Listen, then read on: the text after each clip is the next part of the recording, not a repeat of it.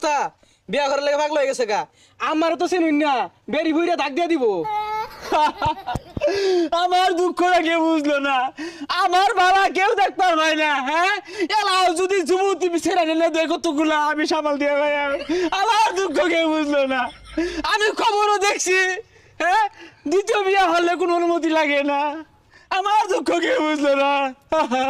আরে চাচা কি এর পাগলামি শুরু করছুন?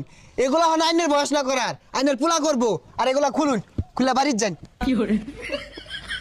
কি ভরে তাই না? হ্যাঁ আচ্ছা ছাড় দি, তোর কথা মানা ভাই। আমার বাবা কেউ দেখতে পারবে না। আমার ব্যবস্থা আমার হরুর লাগবো।